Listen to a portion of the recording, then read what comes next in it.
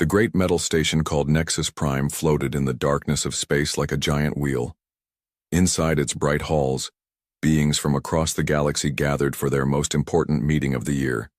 The Galactic Council was counting all the worlds they knew about, making sure their records were correct. Ambassador Vex walked into the main chamber. His blue skin shimmered under the lights as he carried a heavy datapad. The Althari people were known for keeping perfect records, which is why they always handled the planet counting. Vex had been doing this job for 20 years, but today felt different somehow. The chamber was huge, with seats arranged in circles going up to the ceiling. Hundreds of different aliens sat waiting. Some had scales, others had fur. Some breathed air, others needed special masks. But they all wanted to hear about the new worlds that had been found. "Welcome, beings of the Council," Vex said into his speaking device. His voice echoed around the room. "This year we found 847 new planets with life on them. Most are simple creatures, but 23 worlds have smart beings who can think and build things." He touched his datapad and a big screen showed pictures of different planets. Green worlds with purple oceans, red deserts with crystal cities, ice planets where beings lived under the frozen surface. "One world is special," Vex continued. "It orbits a yellow star in the outer part of our galaxy. The beings there call their world Earth, and they call themselves humans." In the back of the room, Archivist Moore sat up straight. The old being had been keeping records for the Council longer than anyone could remember. His gray skin was covered in the ritual scars that showed his rank. Something about what Vex had just said bothered him. Moore raised one of his forearms. "Ambassador Vex, did you say they call their world Earth? What is the planet's true name?" Vex looked at his datapad and frowned. "The file just says Earth. That's what the humans call it." "But every planet has a true name," Moore said, standing up. "The first people to find each world gave it a name in the old language. We always use that name in our records." The chamber grew quiet. Other beings began to whisper to each other. This was strange. In all their years of keeping records, every planet had a true name. Vex touched his datapad again, searching through the files. "I will check the deep records," he said. On the big screen, a search box appeared. Vex typed in Earth and Sol 3 and Human Homeworld. The screen flickered and showed access denied. "That's odd," Vex muttered. He tried again with different words. Still denied. From the highest seat in the chamber, Supreme Chancellor Thane stood up. She was tall and thin, with skin like polished stone. Her people, the Karathi, had led the Council for thousands of years.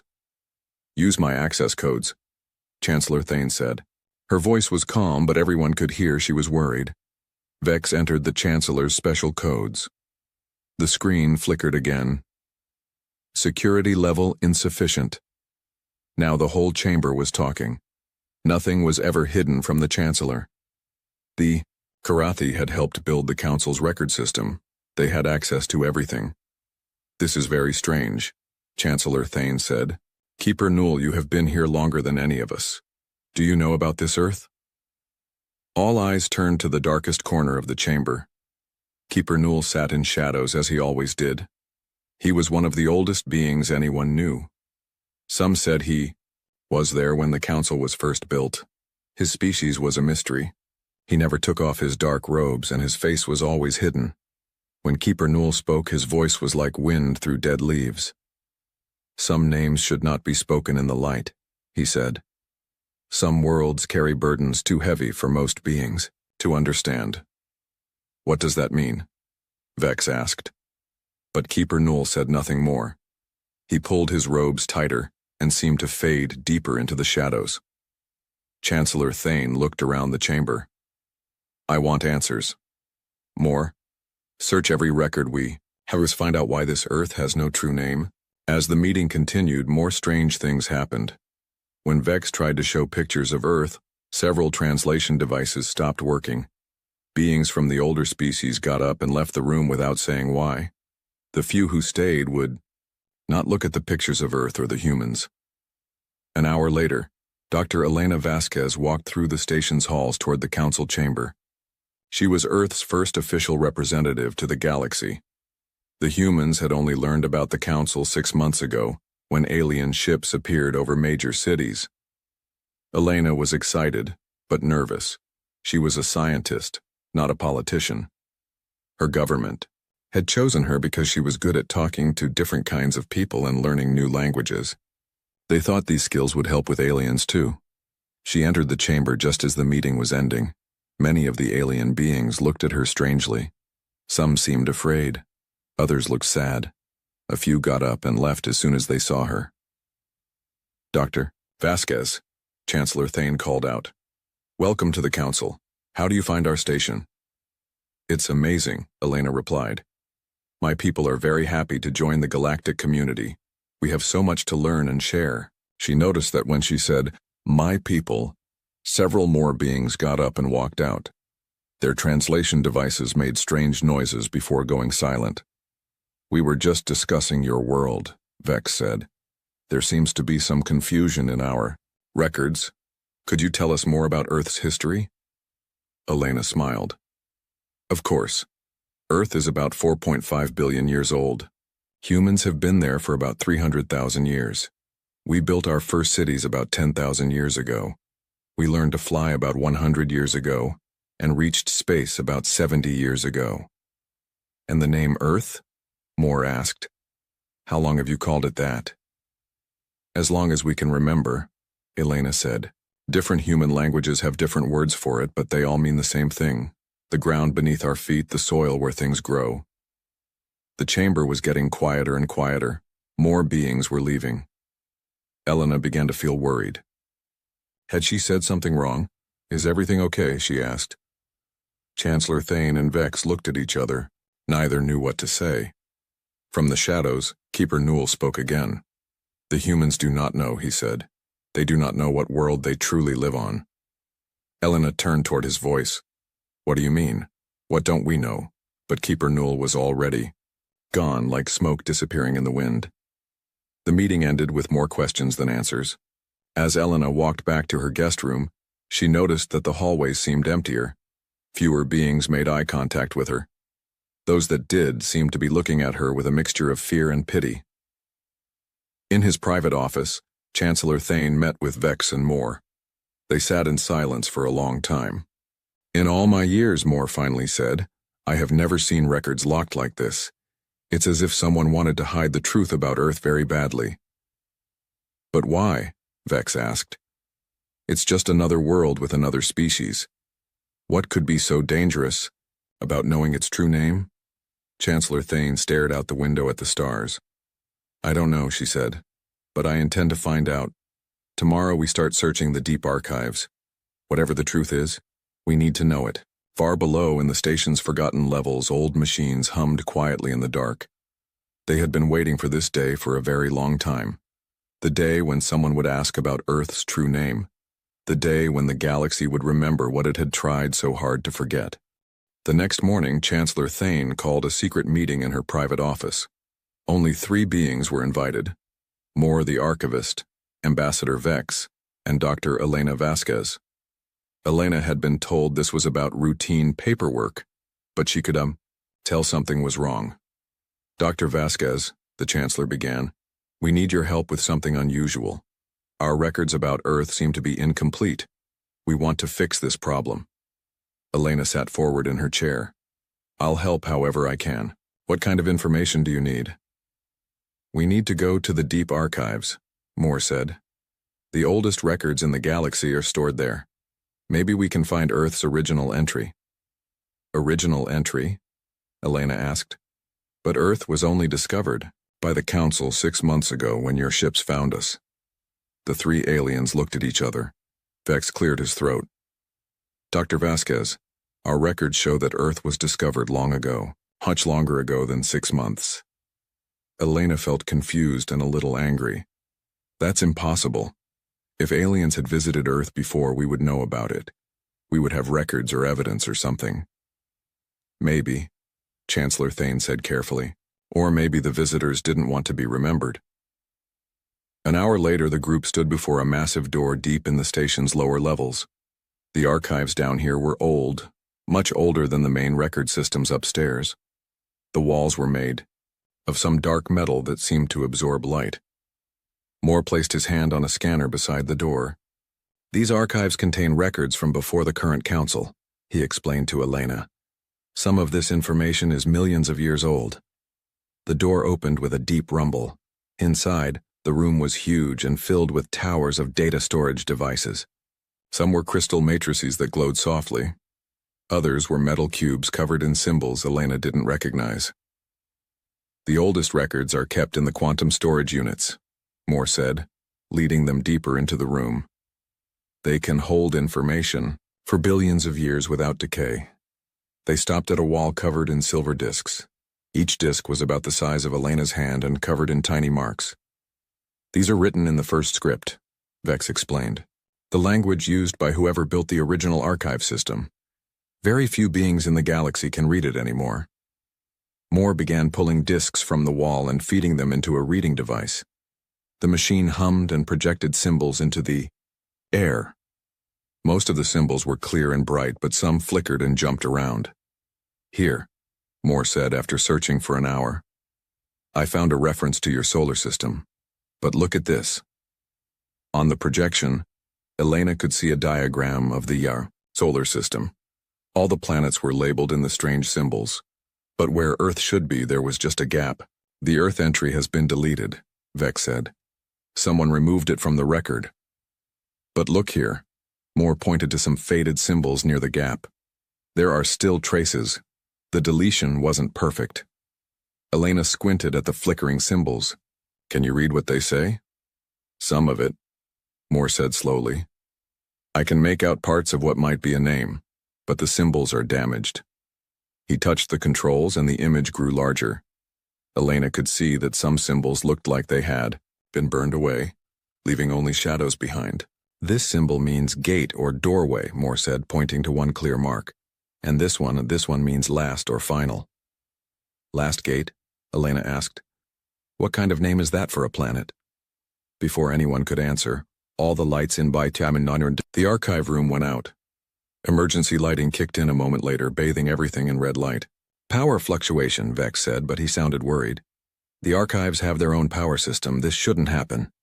Moore was still working at the reading device. I can see more symbols now, he said excitedly. The different lighting is making the damaged parts show up better. Elena looked at the projection. In the red light, she could see faint outlines of more symbols. They seemed to form a long word or phrase. What does it say? She asked. Moore was quiet for a long time, studying the symbols. When he finally spoke, his voice was very soft. I think it says, the last gate of, but the rest is too damaged to read. Suddenly, footsteps echoed through the archive room. Someone was coming toward them through the darkness. Elena felt scared. They weren't supposed to be down here alone. Dr. Vasquez, a voice called out. It was Keeper Null. He appeared out of the shadows like he had always been there. You should not be here. Keeper Null, Chancellor Thane said. We're just trying to understand why Earth's records are incomplete. Some records are incomplete for good reasons, Null replied. His voice sounded old and tired. Some knowledge is too dangerous to keep. Elena stepped forward. Dangerous? What's dangerous about knowing what people used to call my planet? Null turned toward her. Even in the red light, his face was still hidden by his hood. Your people grew up on that world without knowing its history. That was a gift. Don't throw it away by digging up the past. But we have a right to know, Elena said, her voice getting louder. It's our planet, we live there. Do you? Null asked quietly. Or do you just think you do? Before Elena could ask what he meant, alarms started ringing throughout the station. The sound was loud and urgent. Emergency alert, a voice announced over the speakers. All personnel report to stations. We have detected unusual activity in the outer galaxy. Vex touched his communication device. What kind of activity? He asked. The reply came back crackling with static. Long-range sensors show something moving in deep space, something big. It's coming from the direction of the Sol system. Elena felt cold. The Sol system? That's where Earth is. Chancellor, Thane was already moving toward the exit. We need to get to the command center immediately. As they hurried through the corridors, Elena grabbed Moore's arm. Those symbols you saw. The last gate. What do you think it means? Moore looked at her with worry in his eyes. In the old languages, when they called something the last gate, it usually meant it was the final barrier keeping something out, or keeping something in. They reached the command center to find it filled with activity. Beings were running between stations, checking sensors and communication equipment. On the main screen, a map of the galaxy showed a pulsing red dot near Earth's location. Report, Chancellor Thane ordered. The duty officer, a nervous-looking being with green scales, looked up from his instruments. Chancellor, our deep space monitors detected a massive gravitational disturbance. Something very large just started moving in the space beyond the Sol system. How large? Vex asked. We're not sure. Our sensors can barely detect it at this distance. But initial readings suggest it's bigger than most moons. Elena stared at the screen. There's nothing that big near Earth. We would have seen it with our telescopes. The duty officer shook his head. According to our readings, it's been there. All along, it just wasn't moving before. Now it is. In the back of the command center, Keeper Null stood in his usual shadows. When he spoke, everyone stopped what they were doing to listen. It has begun, he said simply. The gate is starting to open.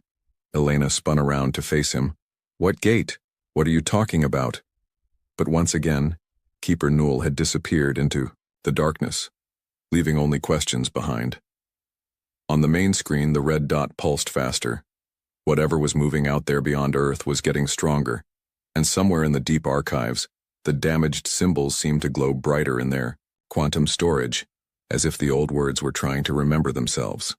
3 days later, the command center had become a place of constant worry. The red dot on the screen kept pulsing, and now there were more signals coming from the same area. Something was definitely happening near Earth, and no one knew what it was. Elena had not slept much. She kept thinking about the strange symbols and Keeper Null's words. Every time she tried to contact Earth, the communication took longer to go through. Her government was asking questions she couldn't answer. Chancellor Thane called another meeting in her private office. This time, Keeper Null was waiting for them when they arrived. He sat in the corner, still hidden by his dark robes. Keeper Null, the Chancellor said. We need answers. What do you know about Earth that we don't? Null was quiet for a long moment. Then he began to speak in his soft, old voice. I am one of the last Primarchs. My people existed before most of your species, learned to make fire. We remember things that others have forgotten. Elena leaned forward. What things? We remember the architects, Null said. They were the first great civilization in this galaxy. They explored every star, cataloged every planet. They built the first space gates, the first quantum computers, the first weapons that could destroy suns. What happened to them? Vex asked. They disappeared about 100 million years ago, but before they left, they created the archive system, the same system we use today to store information. They also left warnings about certain worlds. Null reached into his robes and pulled out a small crystal device. He placed it on the table and it projected a hologram into the air. The hologram showed a beautiful blue and green planet. Elena gasped. It was Earth, but different somehow. The continents were in strange shapes and there were massive structures on the surface that she had never seen. This is your world, as it looked 100 million years ago, Null said. The architects called it by a different name then. What name? Elena asked. Null touched the crystal device. New symbols appeared in the air. They were similar to what Moore had found in the archives, but these were complete and undamaged. The last gate of the Star Eater's prison, Null read slowly. The room went completely silent. Elena felt like the air had been sucked out of her lungs. Prison? She whispered. The architects discovered something in the dark space between galaxies. Null continued. Something that fed on stars, that could drain the energy from entire solar systems. They called it the void hunger. The hologram changed to show something terrible. It was like a massive shadow with tentacles that reached across star systems. Where it touched, stars went dark and planets turned to dust. The architects fought it for thousands of years, Noel said. But they couldn't destroy it. The best they could do was trap it. Trap it where? Chancellor Thane asked, though Elena was starting to guess the answer. They built a prison that existed in multiple dimensions. Null explained. Most of it was hidden in spaces that normal beings cannot see, but it needed anchor points in the real universe, gates that would keep it locked away. The hologram showed Earth again, but now Elena could see lines of energy connecting it to other points in space.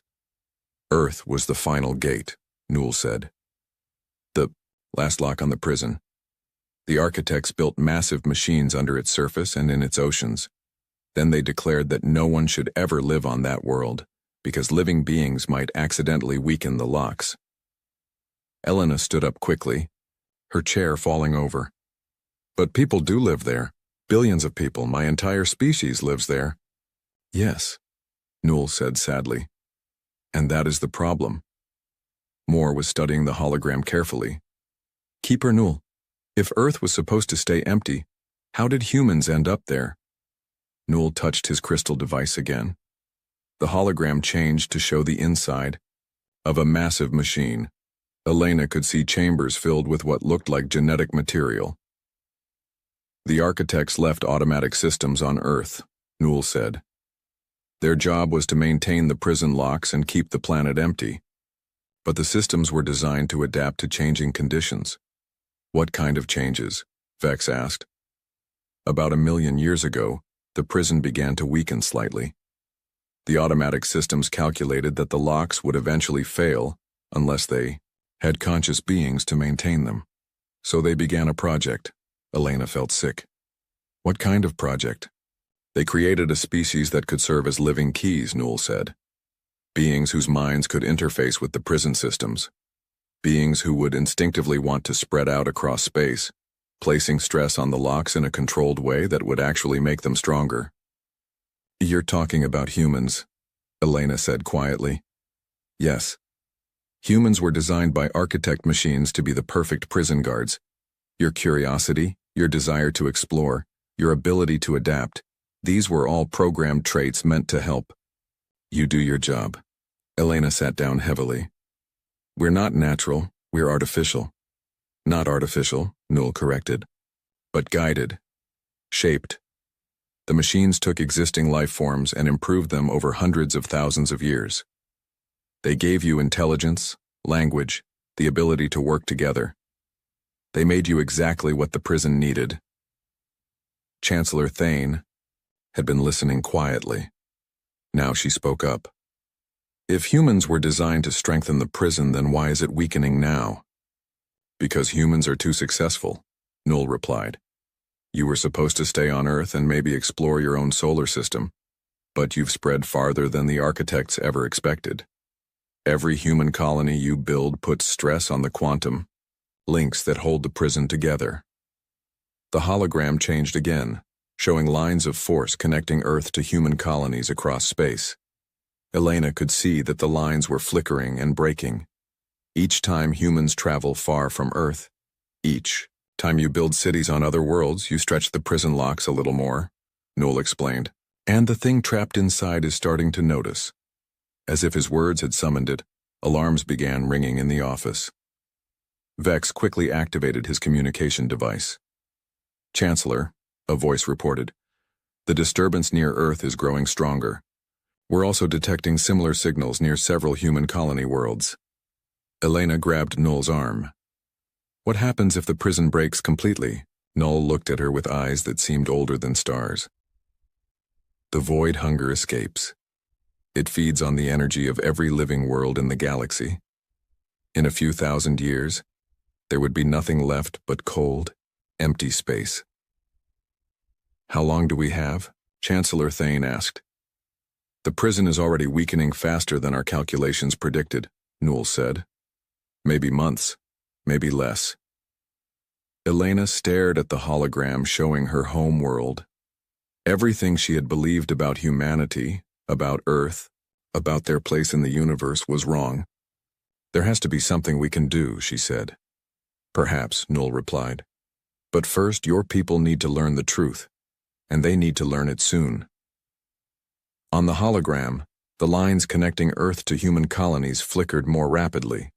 Somewhere, in the dark between dimensions, something vast and hungry was beginning to wake up, and on Earth itself, ordinary people were starting to have very strange dreams. On Earth, in the city of Denver, Marcus Webb woke up screaming for the third night in a row. The dreams were always the same. He saw massive machines buried deep under the ocean. He heard voices speaking in a language he had never learned but somehow understood.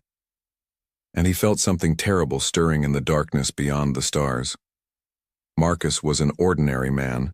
He worked at a bank, lived in a small apartment, and had never shown interest in science fiction or space exploration. But now he couldn't stop thinking about cosmic prisons and ancient aliens. He wasn't alone. Across the planet, millions of humans were having similar dreams. In Tokyo, a teacher named Yuki found herself drawing complex diagrams that looked like star charts. In London, a mechanic called Thomas began speaking words in the ancient architect language. In São Paulo, a doctor named Rosa discovered she could understand the quantum mathematics behind dimensional locks. Dr. Elena Vasquez had returned to Earth to find chaos. The world's governments were in emergency sessions. Scientists couldn't explain why so many people were suddenly gaining knowledge they had never learned. Religious leaders declared it everything from divine revelation to demonic possession. Elena knew better. She had asked Chancellor Thane to send her home so she could help prepare humanity for the truth. But she hadn't expected the genetic programming to activate so quickly. She stood in the emergency command center that had been set up in Geneva. Representatives from every major nation were connected by video link. They all looked scared and confused. Dr. Vasquez, the American president, said, "You promised us answers. Our cities are in chaos. People are abandoning their jobs to build machines they claim will strengthen the locks." What locks? What's happening to us? Elena took a deep breath. Mr. President, what I'm about to tell you will sound impossible, but our entire species has been living a lie. She activated the holographic projector that Keeper Null had given her. The image of Earth's true history appeared in the center of the room. This is our world as it really is, Elena said. Not just a planet that happened to develop life, but a carefully designed prison built by an ancient civilization to contain something that could destroy the galaxy. The room erupted in arguments. Some leaders accused Elena of having a mental breakdown. Others demanded proof. A few simply stared at the hologram in shock. Proof? Elena said. Look around you. Millions of people are suddenly remembering things they never learned. They're drawing blueprints for technology that doesn't exist yet. They're speaking in languages that died out 100 million years ago. That's your proof. On the screens, reports kept coming in. In Australia, a group of miners had started digging toward something they claimed was calling to them from deep underground. In Antarctica, researchers had detected massive structures moving beneath the ice. In the Pacific Ocean, naval ships reported strange lights coming from the deepest trenches. The genetic programming is activating, Elena explained. Every human carries dormant memories from the architect machines. We were designed to be the guardians of this prison, and now that it's weakening, our bodies are trying to remember how to fix it. Dr. Sarah Chen, the Chinese premier's science advisor, looked at the hologram carefully. Dr. Vasquez, if this is true, then what is this void hunger that's supposedly trapped? Elena changed the holographic display. The image that appeared made several world leaders gasp and look away. The architects called it the Star Eater, Elena said. It's a form of life that exists partially outside normal space. It feeds on the energy that holds atoms together. When it feeds on a star, that star dies instantly. When it feeds on a planet, everything on that planet turns to dust in seconds. And it's been trapped near Earth this whole time? The British Prime Minister asked. Not near Earth. The prison exists in dimensions we can't normally see. But Earth is the final anchor point that keeps it locked away. The Russian president leaned forward on his screen. What happens if this anchor fails?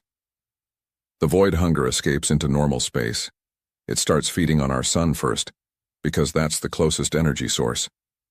Then it moves to other stars. The architect's records suggest it could consume our entire galaxy in less than 10,000 years. The room was silent for a moment.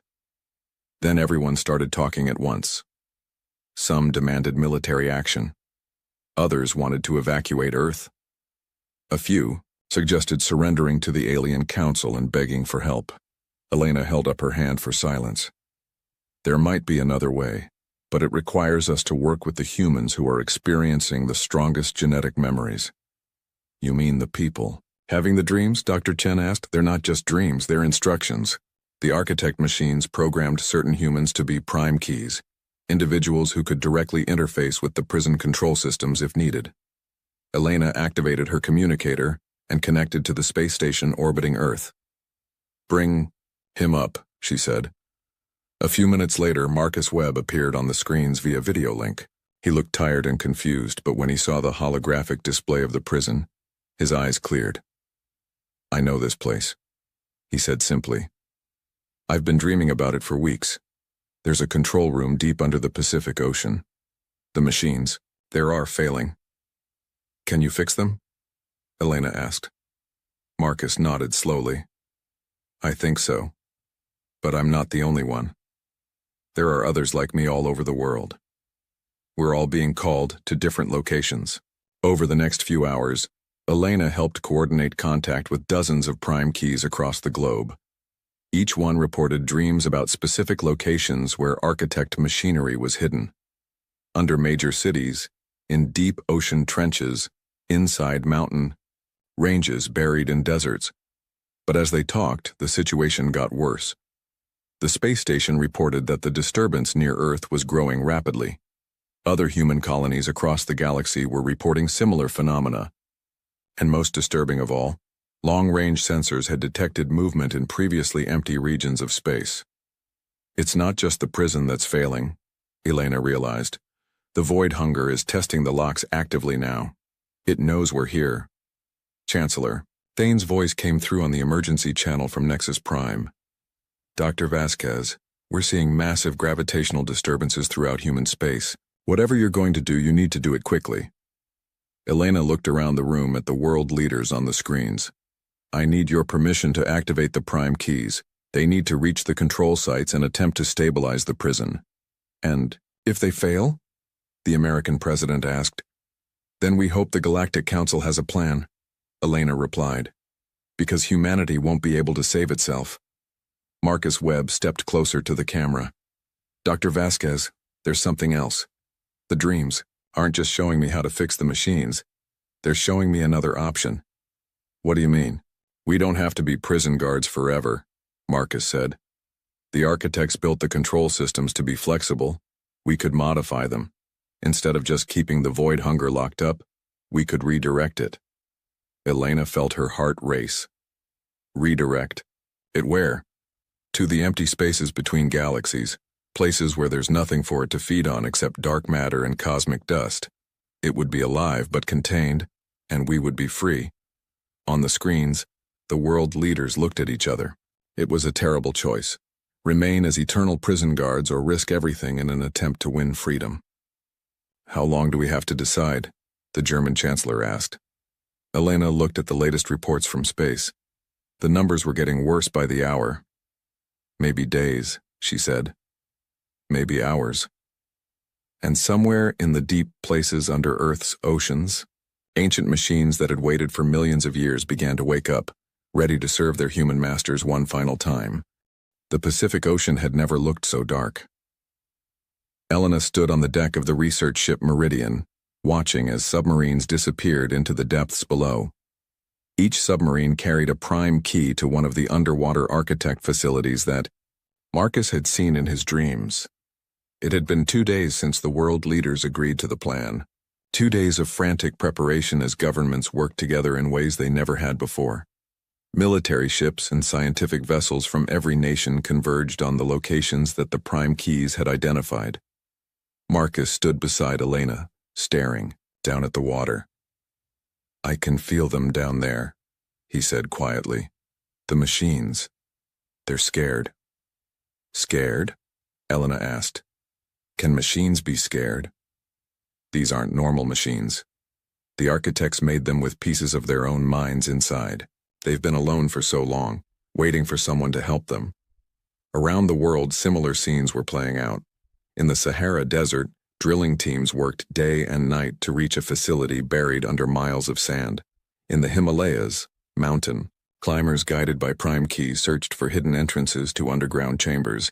In Antarctica, researchers melted through ancient ice to access systems that had been frozen for millennia. But the most important facility was here, 3 miles below the surface of the Pacific. According to Marcus and the other prime keys, this was the central control system for the entire prison network. Depth at 2.8 miles, the submarine captain reported over the radio. We can see the structure now. Elena looked at the video feed from the submarine's cameras. What she saw took her breath away. Rising from the ocean floor was a massive structure that looked like a crystal pyramid. It was easily as large as a city, and it pulsed with soft blue light. That's been down there the whole time? She whispered. Marcus nodded. The architects hid it well, but now that the prison is failing, it's becoming visible again. Other submarines were approaching similar structures around the world. Each one was unique but clearly built by the same civilization. Some looked like towers of living metal. Others resembled flowers made of light and energy. All of them were ancient beyond human understanding. This is Marcus. His voice came through the radio from inside one of the submarines. I can see the entrance. It's responding to my presence. On the video feed, Elena watched as part of the crystal pyramid folded open like a flower. The submarine moved inside, its lights illuminating corridors that had been dark for 100 million years. Similar reports came in from around the globe. The architect facilities were opening for their human visitors. It was as if they recognized the prime keys as their long-awaited replacements. But even as the rescue mission began, the crisis in space was getting worse. Chancellor Thane's voice crackled over the emergency communication system from Nexus Prime. Dr. Vasquez, we're detecting massive reality distortions throughout human space. The prison isn't just failing. Something is actively trying to break free. Elena looked up at the stars. She couldn't see anything wrong, but she knew the galactic monitoring stations had much better sensors than human eyes. How much time do we have? She asked. Our best estimate is 6 to 8 hours before complete. Containment failure. 6 hours. Elena felt sick. Even if the prime keys could reach the control systems, would that be enough time to implement Marcus's plan? Elena, Marcus's voice came through the radio. I'm inside the control chamber now. You need to see this. The video feed from his submarine showed an enormous room filled with devices that seemed to be made of crystallized light. In the center was a platform with what looked like a chair designed for human proportions. The architects really did plan for us to take over eventually, Marcus said in wonder. Everything here is built for human hands, human minds. He approached the central chair. As soon as he touched it, the entire chamber lit up with brilliant displays of information. Elena could see star charts, energy readings, and complex diagrams that hurt to look at directly. I can understand all of this, Marcus said, his voice full of awe. The genetic programming is showing me how everything works. Can you stabilize the prison? Elena asked. Marcus was quiet for a moment, studying the displays. Yes, I can strengthen the locks, but Elena, if we do that, we're committing our entire species to being guardians forever. Our children, their children, everyone who comes after us will have to stay bound to this system. And the alternative? I can modify the redirect protocol. But it's dangerous. If I make a mistake, instead of sending the void hunger away from inhabited space, I might accidentally point it toward the galactic core. Billions of civilizations could die. Elena closed her eyes. The choice was impossible. Eternal servitude or the risk of destroying everything. From around the world, other prime keys reported similar findings. They could strengthen the prison, but only by accepting humanity's role as permanent guardians. The alternative was a gamble with the entire galaxy at stake. Elena, Chancellor Thane's voice interrupted her thoughts. We're reading massive energy spikes from your location. What's happening? Elena looked at the video feed from Marcus's submarine. The chamber was filling with more and more light as he interfaced with the architect systems. The machines are showing me something new, Marcus said excitedly. There's a third option. The architects considered it but never tried it. What kind of option? Instead of just redirecting the void hunger, we could transform it. Change what it feeds on. Make it consume dark energy instead of matter. Elena felt a spark of hope. Dark energy was the mysterious force that was causing the universe to expand. There was an infinite supply of it, and it wasn't connected to any living worlds. Would that work? She asked. According to the simulations the architects left behind, yes. The void hunger would become a natural part of the cosmic ecosystem instead of a threat. But the process requires a perfect coordination between all the control sites at exactly the same moment.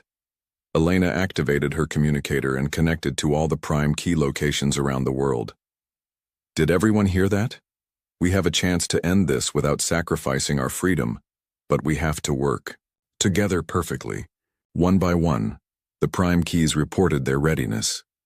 In the Sahara, a woman named Amara sat before controls that looked like flowing water made of light. In the Himalayas, a man called David had found a chamber filled with singing crystals. In Antarctica, twins named Lisa and Robert worked with machines that seemed to be made of frozen time itself. Chancellor Thane, Elena called up to space. How long until complete containment failure? 2 hours, maybe less. Elena looked around at her team.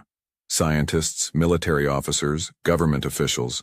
They were all looking to her for the final decision. We're going to try the transformation option, she announced. Marcus, are you ready? As ready as I'll ever be, came the reply from 3 miles underwater. Elena took a deep breath and activated the global communication system. All prime key sites, prepare for synchronized activation on my mark. We have one chance to get this right. Around the world, humans who had never met each other prepared to work together to reshape the very nature of a cosmic entity that had terrorized the galaxy for millions of years. Beginning countdown, Elena said. 10, 9, 8. On the video feeds, she could see the architect machines responding to the prime key's commands. Energy levels were building to incredible heights. 5, 4, 3, 2. Elena thought about her species, about the choice they were making not just for themselves but for every living being in the galaxy. 1. Activate. Light exploded from every control site simultaneously. The ocean around their ship began to glow. In space, sensors detected massive changes in the fabric of reality itself. For a moment that seemed to last forever, Elena felt connected to every human on the planet and every star in the sky. Then everything went quiet. Report, she called out. Marcus's voice came back weak but triumphant. It worked. The transformation is complete. The void hunger it's actually beautiful now. Instead of destroying stars, it's helping the universe expand in harmony. Around the world, the prime keys confirmed success. The prison was no longer needed because there was nothing left to imprison. Chancellor Thane's voice came through the speakers. Dr. Vasquez, we're reading normal space-time metrics throughout the galaxy. Whatever you did, it worked. Elena smiled for the first time in days. Humanity had chosen to be more than what they were designed to be. They had refused to accept the roles assigned to them by ancient aliens, and instead found a way to transform a cosmic threat into a cosmic blessing. Chancellor, Elena said, I think it's time to update Earth's entry in the galactic archives. What should we call it? Elena looked up at the stars that were no longer threatened by an ancient hunger. Just Earth, she said. Home of the humans who chose their own destiny. In the deep archives of Nexus Prime, the quantum storage devices registered a new entry. For the first time in 100 million years, Earth had a name that wasn't about fear or imprisonment. It was simply the world where people lived free. The alarm screamed through the deep space communications array at exactly 1432 Earth Standard Time. Commander Elena Vasquez dropped her coffee mug and rushed to the main console. The liquid splashed across her uniform, but she didn't care. When 15 years of monitoring deep space, she had never heard that particular alarm. "What do we have?" she asked, sliding into her command chair. Dr. Marcus Webb looked up from his station, his face pale. "Commander, you need to hear this. It's coming from outside our solar system." Elena felt her heart skip a beat. Humanity had only achieved faster than light travel 5 years ago. They had found no signs of alien life despite exploring dozens of star systems. Now something was calling them. "Put it through the speakers," Elena ordered. Static filled the room for a moment, then a voice unlike anything they had ever heard began speaking. It was melodic, almost like birdsong, but filled with desperation. Dr. Webb's translation program worked frantically to decode the alien language. "We are the Talarian Republic," the translated voice said. "Our worlds burn. Our people die. The Vorthak Empire shows no mercy. They take our children as slaves. They destroy our cities for pleasure. We send this message to any who might hear. Please, if there is kindness left in the universe, help us." The message repeated 3 more times, then cut to static. The communication room fell silent except for the hum of computers. Elena stared at the speakers. "How far away is this signal coming from?" "Approximately 47 light years," Webb replied, checking his instruments. "The signal is old, Commander. Based on the transmission delay, this happened about 6 months ago." 6 months, Elena whispered. "They might already be dead." Before anyone could respond, the communication array sparked to life again. This time, the signal was stronger, more recent. "This is Elder Thainril of the Talarian High Council," the voice said through the translator. "If anyone receives this message, know that we have only days left. The Vorthak have brought their full fleet to our home system. We are not warriors. We have never harmed another species. We only wanted to live in peace among the stars." Elena could hear explosions in the background of the transmission. The translator struggled with emotional words that had no human equivalent. "Our children hide in underground shelters while their ships circle our world like predators. The Vorthak do not kill quickly. They enjoy suffering. They will make our people serve them until death comes as a blessing. This is our final message. We die knowing we tried to reach out to the universe. Perhaps other species will learn from our fate." The transmission ended with what sounded like sobbing, though Elena wasn't sure if Talarians could cry. Dr. Webb broke the silence. "Commander, I'm detecting massive energy signatures in their system. Those could be weapons discharges." Elena stood up and walked to the main display screen. It showed a map of known space with a blinking red dot marking the Talarian system. So far away, yet somehow it felt close enough to touch. "Get me Admiral Torres immediately," she said. Within minutes, Admiral Torres appeared on the screen via video link from Earth Defense Command. His gray hair and stern expression had earned him respect throughout the military. "Commander Vasquez, what's the situation?" Elena played both alien transmissions for the Admiral. She watched his face change from skepticism to concern, to something she had rarely seen in the old soldier. Uncertainty. "Are we sure this is real?" Torres asked. "Not some kind of test or hoax?" "The signal characteristics are consistent with genuine deep space transmission," Webb answered. "The mathematical patterns in their language structure would be nearly impossible to fake. These are real aliens asking for help." Torres was quiet for a long moment. "What do we know about these Vorthak?" "Nothing concrete," Elena admitted.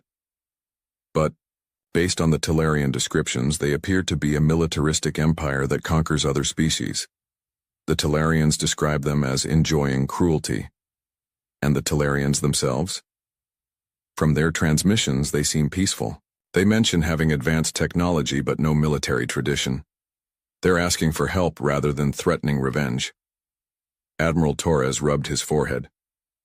"Elena, humanity has never dealt with alien species before. We don't know their politics, their motivations, or even if we can trust them." "Sir, with respect, does it matter?" Elena found herself saying.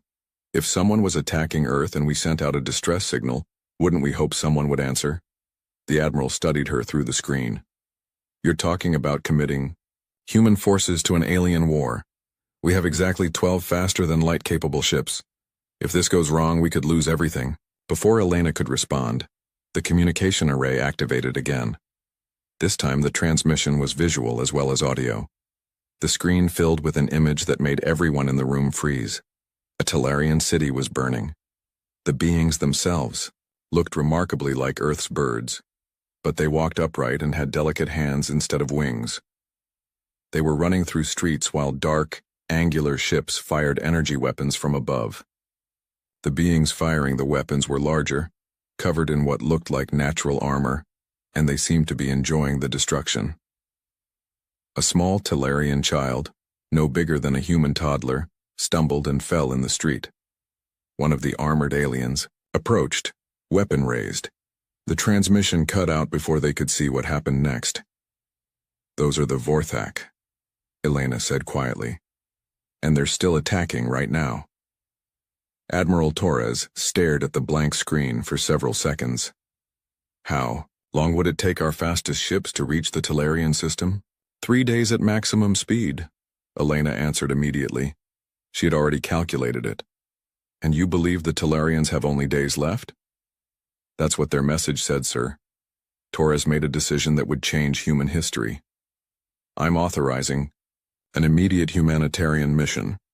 We'll send 8 ships, not to conquer or claim territory, but to help evacuate civilians if possible. Elena felt a surge of pride in her species. Sir, what about the other 4 ships?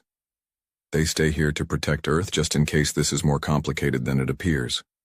Within 6 hours, the human rescue fleet was assembled at Luna Station. Captain Riley Nash commanded the small force from the flagship Determination. The other ships were Courage, Defiance, Hope, Unity, Resolve, Guardian, and Shield.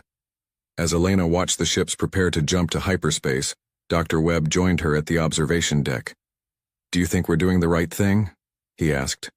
I think we're doing the human thing, Elena replied. Someone called for help and we answered. The 8 ships disappeared into hyperspace, carrying humanity's first response to an alien crisis. None of them knew they were about to discover that sometimes helping others reveals exactly who you really are. In the Talarian system, Elder Thainril watched another city fall to Vorthak bombardment. He had sent the distress signals knowing no one would come. In his species' long history, they had never heard of anyone actually responding to such calls. He did not know that help was already on the way. He did not know that the species coming to save them would prove more dangerous than the ones trying to destroy them. The universe was about to learn what happened when humanity decided to help.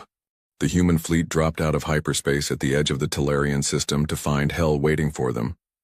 Captain Riley Nash stared at his main screen in shock. Dozens of massive alien warships surrounded the Talarian homeworld like vultures around a dying animal. The planet's surface glowed with fires that could be seen from space. Smaller ships darted back and forth, hunting down Talarian vessels that were clearly designed for transport, not war. My God, whispered Lieutenant Kai Okafor from the tactical station. How many ships do they have? I count 47 Vorthak vessels, replied Ensign Betty Park from Sensors. They range from frigate to battleship class. Captain, their smallest ships are twice the size of our largest. Riley felt his stomach drop. The human rescue fleet consisted of 8 ships, each carrying maybe 50 crew members. They were facing an alien armada. Sir, we're receiving a transmission, announced Communications Officer James Liu. It's coming from the planet's surface. Put it through. The screen filled with the image of a Talarian.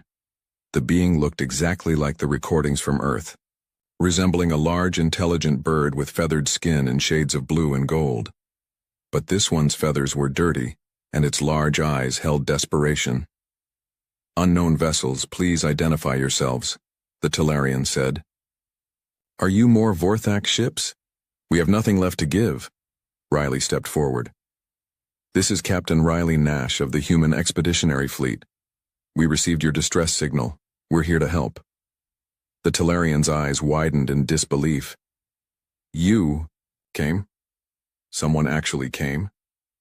The alien seemed to struggle with the concept. I am Elder Thainril of the High Council, but how is this possible? No one answers distress signals. No one helps. Humans do, Riley said simply. How can we assist? You?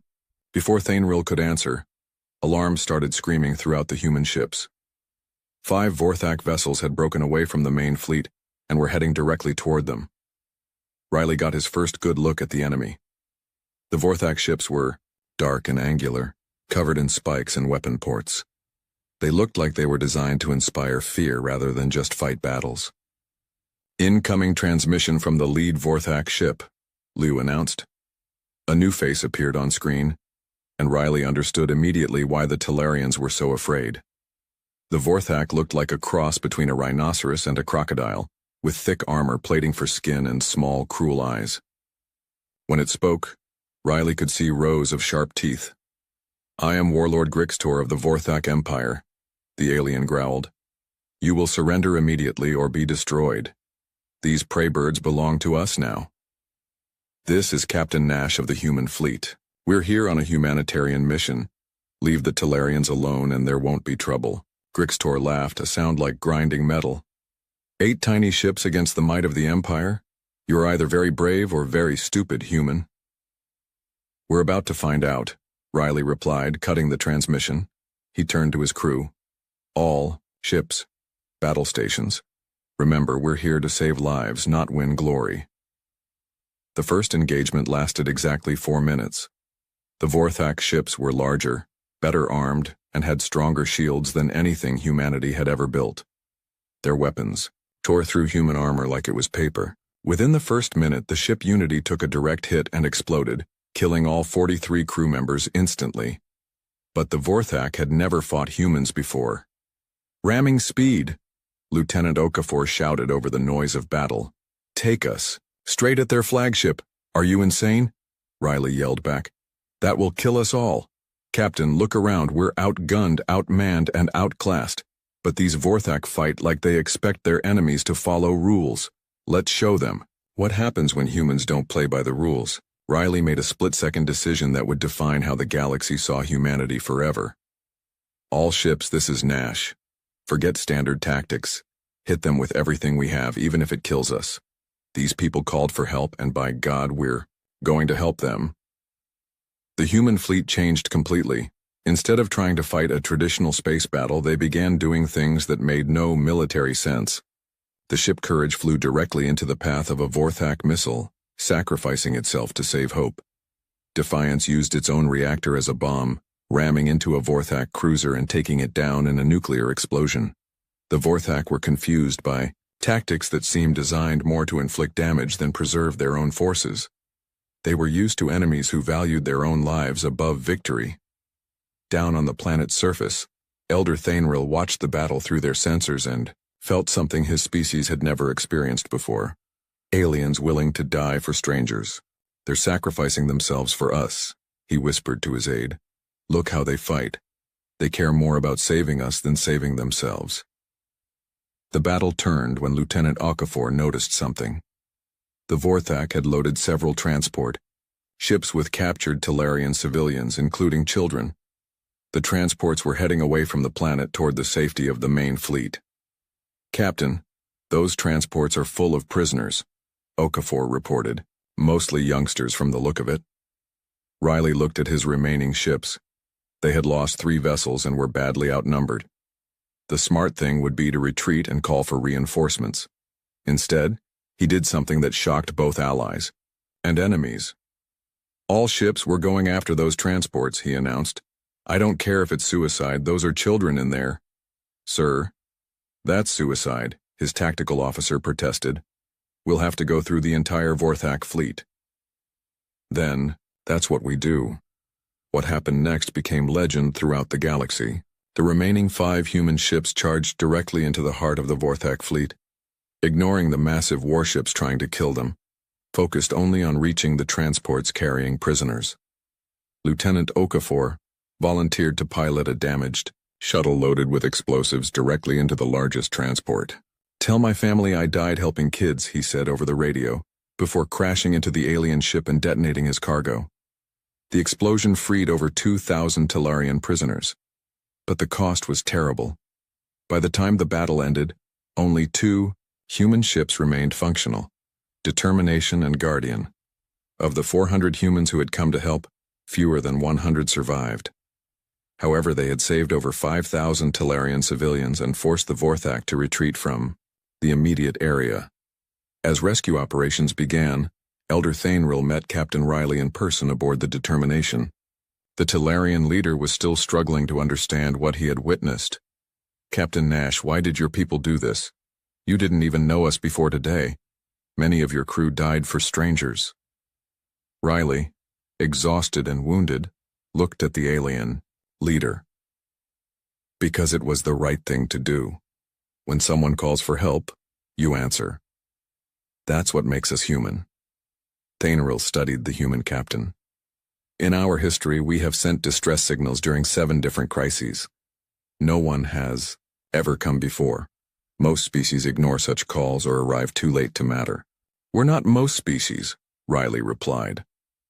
As the human ships prepared to evacuate more Talarian civilians, Thainril pulled Captain Riley aside privately. "Captain, I must warn you. The Vorthak Empire has never been defeated. What you did today will be seen as a challenge to their dominance. They will return with overwhelming force to finish what they started, and now because you helped us, they will consider your species a threat as well." Riley looked out at the stars where the Vorthak fleet had retreated. "Then we'll be ready for them." But as he said those words, Riley had no idea what humanity would become in the coming war. He couldn't imagine that the species who came to save innocent aliens would eventually become something far more terrifying than the Vorthak themselves. In the depths of space, Warlord Grixtor sent a message to his superiors. "We have encountered a new species. They fight without regard for their own survival. They show mercy to prey species. They must be destroyed before they spread their weakness to others." The message that reached Vorthak High Command was simple. Humans are dangerous. Eliminate them. Neither side realized they had just started a war that would reshape the entire galaxy. 3 months after the battle in Talarian space, the galaxy watched in fascination as humanity prepared for total war. General Patricia Stone stood in the war room deep beneath Earth's surface, studying holographic displays that showed human military build up across dozens of star systems. What she saw would have been impossible to imagine a year earlier. "Give me the numbers, Colonel," she said to Colonel Viktor Petrov, her chief of operations. "We now have 230 warships operational, with 50 more launching each month," Petrov reported. "Every major asteroid belt in human space is being converted into weapons manufacturing. We've built 17 new military academies and drafted 4 million volunteers." General Stone nodded. The transformation was incredible. Humanity had gone from 8 rescue ships to a war machine in less than 100 days. But what impressed her most was the motivation behind it.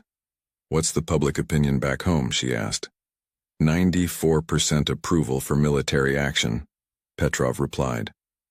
The footage of those Talarian children in Vorthak slave ships changed everything. People are calling this a holy war.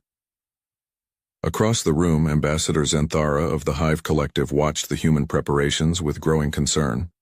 The insectoid alien had been sent by the Galactic Council to observe human war efforts. What she was seeing disturbed her more than the Vorthak themselves. "General Stone," Zenthara clicked in her translated voice. "My government is curious about your battle strategies. The Galactic Council has fought the Vorthak for centuries using standard fleet tactics. What makes you think human methods will be different?" Stone smiled, but it was not a friendly expression. "Ambassador, you and your people fight to win battles. We fight to eliminate threats completely." Before Zenthara could ask what that meant, alarms sounded throughout the command center. Communications Officer Linda Hayes looked up from her station with excitement. "General, we're receiving reports from the Kepler system. Colonel Martinez says the new weapons are ready for testing." Stone's smile grew wider. "Put him through." The hologram of Colonel Martinez appeared in the center of the room. Behind him, Xanthara could see what looked like a massive construction project attached to several large asteroids. "General, Project Hammer is complete," Martinez reported. "We've successfully converted 3 asteroids into kinetic bombardment weapons. Each one masses approximately 50 billion tons and can be accelerated to 12% of light speed." Xanthara felt her compound eyes widen in shock. "You're weaponizing asteroids?"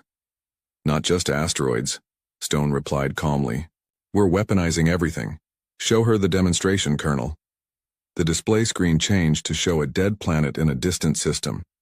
One of the converted asteroids appeared at the edge of the screen, moving at incredible speed. When it struck the planet's surface, the entire world cracked like an egg. "You call them planet crackers," Martinez explained proudly. "We can destroy an entire world in seconds." Xanthara backed away from the display. "That's impossible. The energy required alone would be enormous." "We solved the energy problem," Stone said. "We're using controlled black holes as power sources. The technology was actually suggested by captured Vorthak data cores." "You're using their own technology against them?" "We use everything against them," Colonel Petrov interjected. "We've captured 17 Vorthak ships and reverse-engineered their shields, weapons, and communication systems. We've learned their language, studied their culture, and identified their psychological weaknesses." Stone walked over to another display showing Vorthak space. "The Vorthak think war is about honor and strength. They fight according to rules that make sense to them. We don't follow their rules." The display showed recent human attacks on Vorthak positions. Instead of direct fleet battles, humans had been conducting what could only be called terror campaigns. They attacked supply lines, destroyed communication networks, and targeted civilian infrastructure. "We don't just fight their military," Stone explained. "We attack their economy, their communications, their food supply, and their morale. When a Vorthak colony surrenders, we don't just accept it. We relocate their entire population to prevent future resistance." Xanthara was horrified. "You're describing total warfare. The Galactic Council has treaties against such methods." "The Galactic Council never faced extinction," Stone replied coldly. "The Vorthak made it clear they intend to wipe out humanity completely, so we're returning the favor." A new alarm sounded, and Communications Officer Hayes looked up with excitement. "General, we're getting reports from Admiral Jackson Hayes in the Vorthak border systems." "Put him through." Admiral Hayes appeared on screen, standing on the bridge of the massive battleship Retribution. "General, I'm pleased to report that Operation Cleansing Fire was completely successful." "Details, Admiral." "We've eliminated all Vorthak presence in the Xerion system. The 3 Vorthak colonies have been evacuated, and their populations relocated to detention worlds. We've destroyed their orbital installations and seeded their planets with nanobots that will prevent any future colonization." Xanthara interrupted. "Admiral, what happened to the Vorthak civilians?" Hayes looked confused by the question. "They've been sent to labor camps, of course. We can't risk them returning to fight against us later. But many of those civilians had no involvement in the war against humanity." "They're Vorthak," Hayes replied, as if that explained everything. "As long as their species exists, they're a threat to peaceful races like the Talarians." Stone nodded approvingly. "Good work, Admiral. How soon can you move to the next system?" "Within the week, General. The new planet cracker weapons make system clearing much faster than conventional bombardment." After Hayes signed off, Xanthara stared at General Stone in disbelief. "You're conducting genocide." "We're conducting species defense," Stone corrected. "The Vorthak have enslaved or destroyed dozens of civilizations over the past 1,000 years. We're making sure they can never do it again." "By becoming exactly like them?" Stone's expression hardened. "No, Ambassador. By being much more effective than them." Over the following weeks, news of human military successes spread throughout the galaxy. The Vorthak Empire, which had seemed unstoppable for centuries, was retreating on every front. Human fleets appeared without warning, destroyed everything in their path, and disappeared before reinforcements could arrive. But other species began to notice disturbing patterns in human behavior. When the peaceful Corvan Republic requested Human protection from Vorthak raiders. A human fleet arrived within days. The raiders were eliminated, but the human ships remained. The Corvins soon found themselves under protective administration by their human saviors. When the Stellar Federation tried to negotiate peace between humans and Vorthak, human representatives walked out of the talks declaring that peace was impossible, while any Vorthak remained alive. Most disturbing of all, species that had no involvement in the war began receiving visits from human diplomats offering protection from potential Vorthak attacks. Those who refused found their trade routes mysteriously disrupted by pirates using advanced human technology. Back on Earth, General Stone received a priority communication from the Galactic Council. High Counselor Veltar, a wise old being from the ancient Thylorian race, appeared on screen looking deeply troubled. General Stone, the Galactic Council is concerned about human military activities. Your war against the Vorthak has expanded far beyond reasonable self-defense. Counselor, we're simply ensuring that threats to peaceful species are permanently eliminated, Stone replied. By conquering half the galaxy, General, 17 species have requested Council protection from human forces in the past month.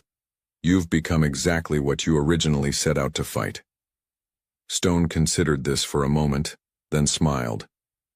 Counselor, the difference between humans and Vorthak is simple. The Vorthak conquered species to enslave them. We conquer species to protect them from others who might enslave them.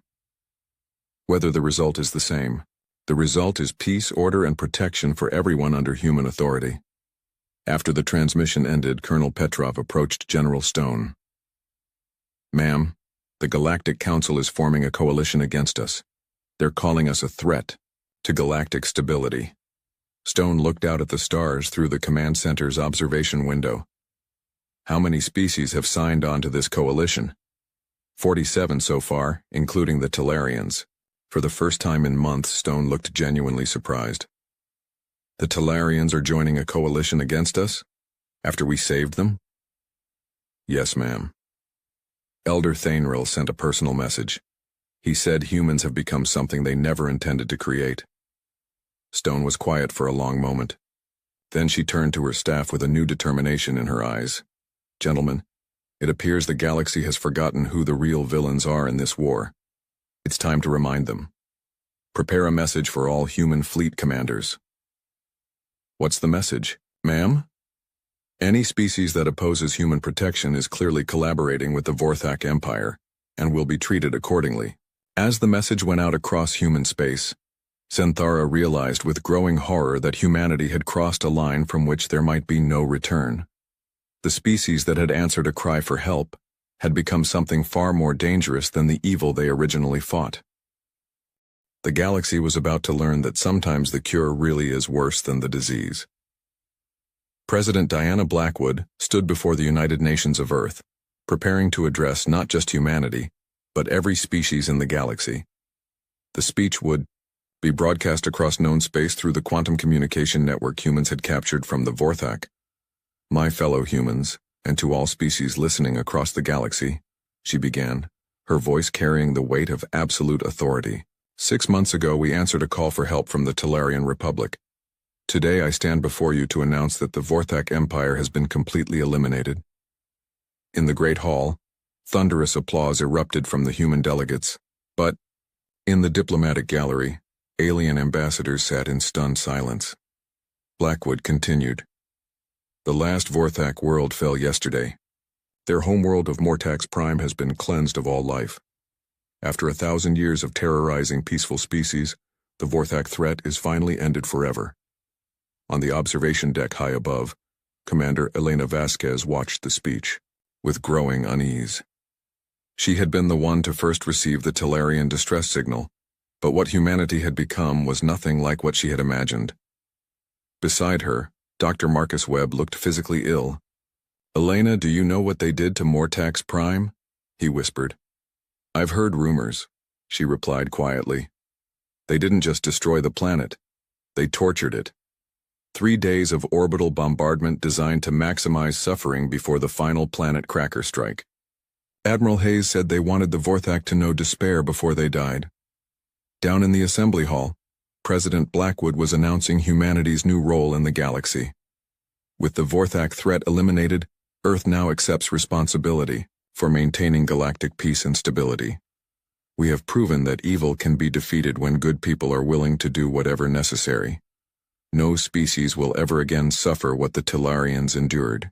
In the diplomatic section, Ambassador Zenthara activated her emergency communicator and sent a coded message to the Galactic Council. They mean to conquer everyone. This isn't peace, it's preparation for total domination. The President's speech continued. Some misguided species have suggested that humanity has become aggressive or expansionist. This is false. We seek only to protect the weak and innocent from those who would harm them. However, we recognize that some species may not understand the necessity of human protection. Blackwood paused, letting her next words sink in across the galaxy. Therefore, Earth hereby declares that any species that refuses human protection or aids those who oppose our peacekeeping efforts will be considered potential threats to galactic stability. We cannot allow another Vorthak empire to arise. In the Tellarian system, Elder Thainril watched the broadcast with profound sadness. Around him, his council members struggled with the horrible irony of their situation. They saved us, whispered council member Kirasol. How did they become this? I've been studying human history, Thainril replied. Their species has a pattern. When they perceive a threat to their values, they become absolutely ruthless in eliminating it. They don't just defeat enemies, they erase them. But we asked for their help. Yes, and they helped us. But in doing so, they discovered something about themselves that perhaps should have remained hidden. Across the galaxy, the response to President Blackwood's ultimatum was swift. Within hours, 43 species formally requested emergency sessions of the Galactic Council. Even species that had previously remained neutral began choosing sides. Admiral Jackson Hayes, now commander of the largest military force in galactic history, received the President's private orders in his flagship Deep Strike. The orders were simple. Any species that does not submit to human protection within 30 days will be pacified by force. Hayes gathered his senior staff in the ship's war room. Around the table sat officers who had once been rescue workers, explorers, and peacekeepers. Now they were the architects of galactic conquest. Ladies and gentlemen, we have our orders, Hayes announced. The President has given us a list of 47 systems that have refused human protection. We will visit each one and explain why cooperation is in their best interests. Captain Diana Ross, formerly of the rescue ship Hope, raised her hand. Admiral, some of these species helped us against the Vorthak. The Corvan Republic provided intelligence, and the Stellar Federation offered to mediate peace talks. The Corvans are now under our protection whether they like it or not, Hayes replied, and the Stellar Federation tried to prevent us from completing our mission against the Vorthak. Their attempt at mediation was actually helping the enemy. Commander Tony Blake, a veteran of the first Tellarian rescue mission, looked uncomfortable. Sir, are we really going to attack species that never threatened us? Hayes stared at Blake for a long moment. Commander, let me explain something about galactic politics. Every species in the galaxy watched the Vorthak commit genocide for 1,000 years. They all knew what was happening. They all could have done something about it. But they chose to look away because it wasn't happening to them. The Admiral activated a holographic display showing the Tellarian homeworld during the Vorthak attack. When the Tellarians sent out their distress signal, 47 different species received it. 47. We were the only ones who came. Everyone else was content to let children die rather than risk their own safety. Hayes's voice grew colder. So now we're going to make sure that never happens again. If species won't voluntarily protect the innocent, then we'll force them to do it. In deep space, former Vorthak slave Kethrin worked alongside human engineers to convert captured alien technology for the human war effort. As one of the few surviving members of his species, he had joined the humans after they liberated his prison ship. But lately, he was beginning to understand why other aliens feared his new allies. Kethrin, called Engineer Patricia Miller, we Need your help with the new psychological warfare broadcasts. Catherine approached the console where humans were preparing messages to be sent to species that had refused human protection. The messages were designed to create maximum fear and despair. What kind of messages are these? He asked, reading the translations. We're going to broadcast the final transmissions from Mortax Prime, Miller explained cheerfully. Let other species hear what happens when they oppose human peace efforts. Catherine listened to a few seconds of the recording and immediately shut it off. The sounds were of Vorthax civilians screaming as human weapons slowly cooked their planet's atmosphere. This will terrify them, he said quietly. That's the point, Miller replied. Fear prevents war. If species are too scared to fight us, nobody has to die. But Catherine had lived under Vorthak rule for most of his life. He recognized the logic Miller was using. It was exactly the same reasoning the Vorthak had used to justify their own atrocities. Meanwhile, on the planet Thylos Prime, High Counselor Veltar convened an emergency session of the Galactic Council. Representatives from over 200 species gathered in the Great Assembly Hall, many appearing by hologram due to the danger of traveling through space now controlled by human fleets. Fellow beings, Veltar announced, we face the greatest threat in galactic history, not from invaders but from those who claim to be our protectors. The Talarian delegate, Elder Thainril, requested permission to speak. Honored Council, I must accept responsibility for this crisis. My people's distress call brought the humans into galactic affairs. We thought we were asking for salvation.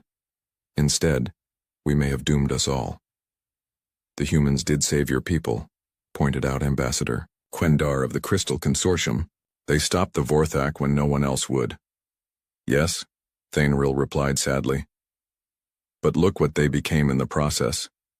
They didn't just defeat the Vorthak, they eliminated them completely. Every man, woman, and child of an entire species. That's not justice. That's extinction.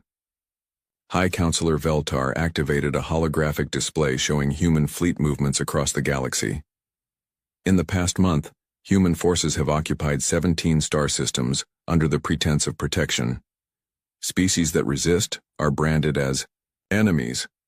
Those that submit lose their independence. What do you propose we do? Asked the delegate from the oceanic worlds. Their military is now larger than our combined fleets. We form a defensive alliance, Veltar declared. Every species that values freedom must stand together. If we allow the humans to conquer us one by one, we'll all end up as their subjects. But even as the council debated, human intelligence networks were already monitoring their communications. Within hours, President Blackwood had a complete record of everything discussed at the meeting. In her private office, Blackwood reviewed the intelligence report with her Secretary of Defense, Margaret Chen. Madam President, they're definitely forming a military alliance against us, Chen reported. Over 60 species have committed to joint defensive action. Blackwood smiled coldly. Perfect. Now we can deal with all our opposition at once instead of hunting them down separately. Ma'am, some of our own military commanders are expressing concerns about fighting so many species simultaneously. Which commanders? Chen hesitated. Admiral Torres has requested a private meeting. He's concerned about the scope of our operations. He believes we've moved beyond our original mission. Blackwood's expression hardened. Admiral Torres commanded the original rescue mission to save the Talarians. He should understand better than anyone why we must prevent future atrocities. He says that's exactly why he's concerned, ma'am. He believes we're becoming the very thing we originally fought against. Before Blackwood could respond, her communications officer announced an incoming priority transmission. The image of Admiral Hayes appeared on the main screen, broadcasting from somewhere in deep space. Madam President, I have urgent news. We've intercepted communications indicating that several species are secretly developing weapons specifically designed to fight human forces. What kind of weapons? Blackwood asked. Quantum viruses that can destroy our AI systems, kinetic shields that can deflect our planet cracker weapons, and worst of all, psychological warfare designed to turn our own people against the war effort. Blackwood felt a chill. They're trying to use our compassion against us. Yes, ma'am. They're broadcasting images of human attacks on civilian targets, trying to make our own people feel guilty about protecting the galaxy.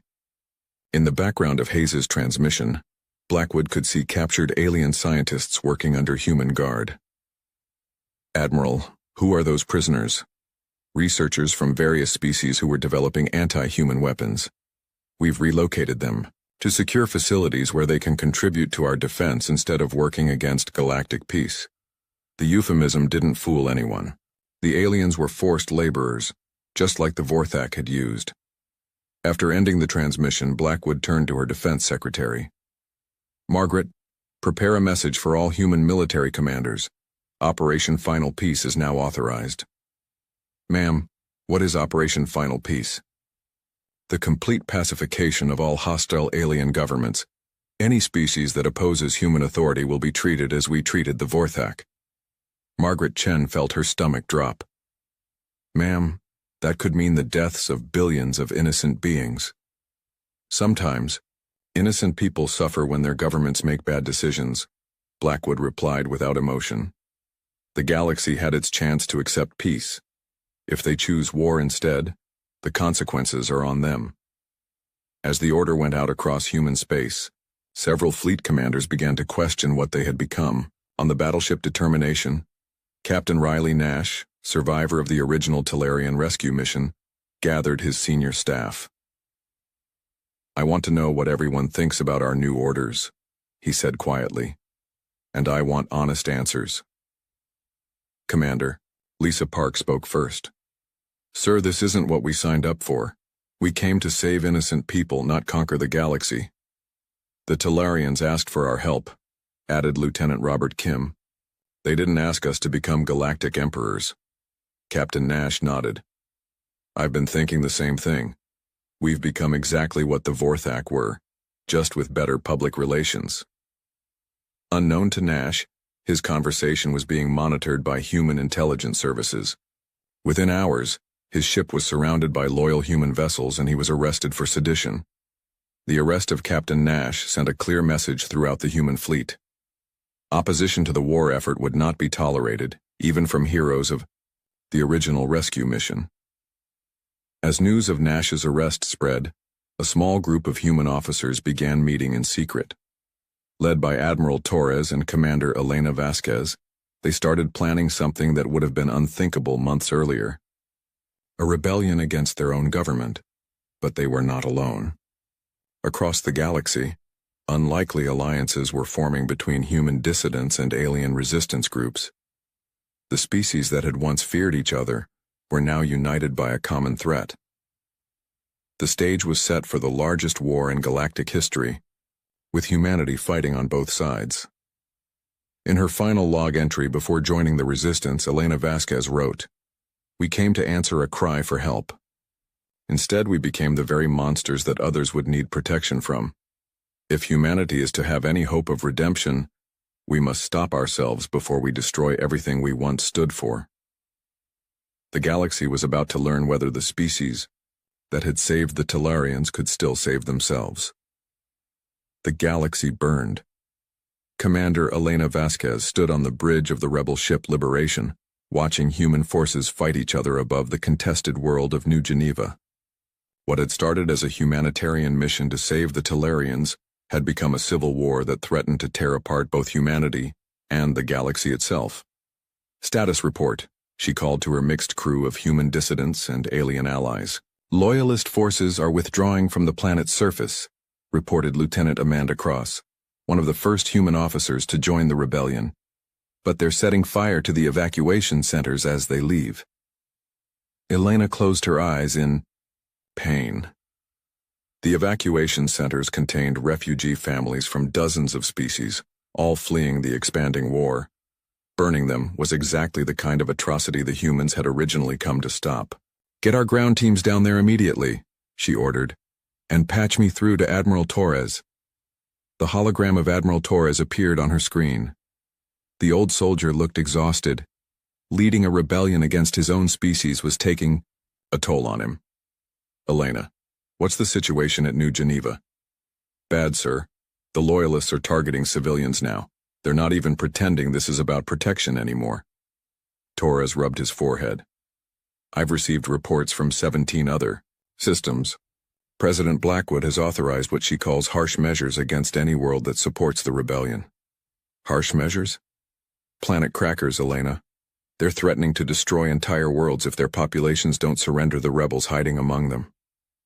Elena felt sick. Admiral, we created this monster. How do we stop it? Before Torres could answer, alarms started screaming throughout the ship. Elena's tactical officer, a Talarian named Serenth, looked up from his station with alarm. Commander, massive fleet approaching. It's the Loyalist 4th Battle Group under Admiral Hayes. Elena looked at the tactical display. 60 human warships were heading directly toward them, including several ships equipped with the dreaded planet cracker weapons. How long until they arrive? 6 hours at current speed. Elena made a decision that would determine the fate of the rebellion. Send a message to Admiral Hayes. Tell him I want to meet face to face. Elena. That's suicide, Torres warned. Hayes has been hunting you specifically. There's a death warrant with your name on it. Maybe, but Hayes was there at the beginning. He saw what we were supposed to be. If anyone can be reached, it's him. 3 hours later, Elena found herself on the neutral station Deep Peace, meeting with the man who had become the symbol of human military might. Admiral Jackson Hayes looked older than his years, his uniform perfect but his eyes haunted. Commander Vasquez, he said formally. You're under arrest for treason against humanity.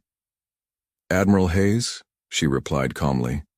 You're under arrest for crimes against galactic civilization. They stared at each other for a moment, then Hayes dismissed his guards. Leave us alone. When they were gone, Hayes's formal demeanor cracked slightly. Elena, why are you doing this? We're so close to achieving total galactic peace. Peace? Elena laughed bitterly. Jackson, we've killed more civilians in the past month than the Vorthak killed in their last year of existence. Those civilians were supporting insurgents against lawful human authority. Listen to yourself. You're talking like a Vorthak warlord. What happened to the man who risked everything to save Talarian children? Hayes was quiet for a long moment. That man died when he realized that being nice doesn't work. The galaxy doesn't want to be saved, Elena. Every species we've helped has turned against us. Every act of mercy has been seen as weakness. So you decided to stop showing mercy? I decided to stop allowing evil to hide behind innocence. Hayes activated a holographic display showing recent intelligence reports. Do you know what the Talarians are doing now? The same people we died to save are developing weapons specifically designed to kill humans. They're sharing our tactical data with our enemies. Elena studied the reports. It was true. The Talarians, led by Elder Thainril, had become some of the most effective opponents of human expansion. They're not evil, Jackson. They're scared. We saved them from one conqueror only to become conquerors ourselves. We became protectors. What's the difference anymore? Elena shot back. We control their governments, their trade, their military decisions. They're our subjects in everything but name. Hayes stood up and walked to the station's observation window. Outside, both rebel and loyalist fleets waited in tense formation. Elena, I've seen what happens when good people refuse to take control. I watched the Vorthak commit genocide for centuries while civilized species held committee meetings about it. When we finally acted, we ended 1,000 years of suffering in 6 months. And replaced it with human tyranny. Human order, human protection, human peace. Elena joined him at the window. Jackson, do you remember what you said after the first battle in Talarian space? You said helping strangers was what made us human. I was naive then. No, you were right then. What we've become isn't human anymore. It's something else, something worse. Their conversation was interrupted by an emergency communication from both fleets simultaneously. Elena's tactical officer appeared on screen looking panicked. Commander, we're detecting massive energy signatures from outside the system. Something big is coming. On Hayes's communicator, his own officers were reporting the same thing. Admiral, Long-range sensors show an unknown fleet approaching. Ship designs don't match any known species. Elena and Hayes looked at each other with growing alarm. How many ships? Elena asked. At least 300, came the response from both fleets. And Commander, they're huge.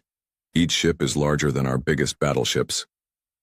The unknown fleet dropped out of hyperspace at the edge of the system, and both human factions got their first look at the newcomers. The ships were unlike anything in galactic records, appearing to be made of living crystal that pulsed with internal light. A communication came through on all frequencies simultaneously. The voice that spoke was ancient beyond measure, with harmonics that seemed to resonate in multiple dimensions. I am the collective voice of the architects.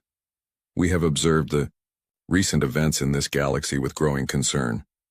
Elena felt a chill run down her spine.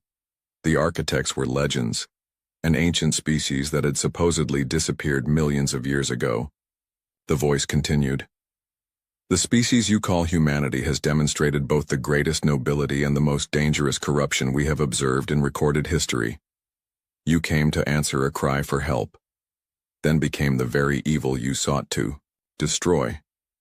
Admiral Hayes stepped forward. Unknown vessels, this is Admiral Hayes of the Human Defense Force. This is an internal human matter. No, the voice replied with infinite sadness. It became our matter when your actions threatened the stability of galactic civilization itself. We have been forced to intervene. Elena realized with growing horror what was happening. You've been manipulating events. Not manipulating, observing, testing. Humanity showed such promise when you first answered the Tellarian distress call. We hoped you might become the guardians this galaxy needs. Instead, you became its greatest threat. The architect fleet began moving into the system, and Elena could feel power building in their ships that dwarfed anything humans had ever created. We offer humanity one final choice, the collective voice announced. Return to your home system and abandon your galactic empire. Accept peaceful isolation until your species matures, or face the consequences of your actions. Admiral Hayes activated his fleet communicator. All ships, prepare for battle. We will not surrender human expansion to ancient aliens. But Elena made a different choice. She opened a communication channel to both fleets, rebel and loyalist alike. This is Commander Vasquez to all human forces. Stand down immediately. The architects are right, we've become exactly what we once fought against. Elena, what are you doing? Hayes demanded. What I should have done months ago, admitting we were wrong. Elena turned to address the architect fleet. Collective voice, humanity accepts responsibility for what we've become. But please give us the chance to make it right. Let us fix what we've broken. The ancient voice was quiet for a long moment. Commander Vasquez, your species has shown both infinite capacity for good and unlimited potential for evil. How can we trust you not to repeat these mistakes? Elena looked around the station at the human and alien officers watching her. She thought about the Tellarian children they had originally saved, now grown up and fighting against their former saviors. She thought about Captain Riley Nash, imprisoned for refusing to become a conqueror. She thought about all the good intentions that had led to such terrible consequences. Because this time we won't be alone. The species we've wronged will help us remember who we're supposed to be. Elder Thaneril's image appeared on the communication screen.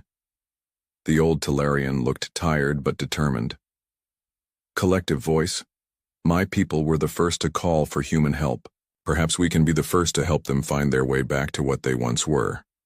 Other voices joined in. Species that had been fighting the human empire began offering to help humanity rebuild, rather than simply defeat it. The collective voice considered this for what felt like an eternity. Finally, it spoke again. Very well. Humanity will withdraw from all occupied systems. Your empire ends today, but you will not face exile. Instead, you will face something much harder. The work of earning redemption. Admiral Hayes looked at Elena with a mixture of anger and sadness. Elena, do you realize what you've done? You've just surrendered human dominance of the galaxy. No, Jackson. I've just given us the chance to become something better than conquerors. In the months that followed, humanity began the long, difficult process of undoing the damage they had caused. Human fleets withdrew from occupied systems, but many stayed to help repair the damage they had inflicted. Former enemies worked alongside former conquerors to rebuild worlds that had been destroyed in the war. Elena found herself working with Elder Thainril on a joint commission to establish new rules for interspecies relations. The old Talarian had forgiven humanity, but he never forgot the lessons learned. "Commander," he said during one of their meetings, "do you think humans will remember this experience? Will you avoid making the same mistakes again?" Elena looked out at the stars, where human and alien ships worked together to establish the new galactic order. "I hope so, Elder, but if we don't, I trust that our friends will remind us who we're supposed to be." The galaxy had learned that sometimes the greatest heroes and the greatest villains could be the same people, depending on the choices they made. Humanity had answered a cry for help and saved the Talarian.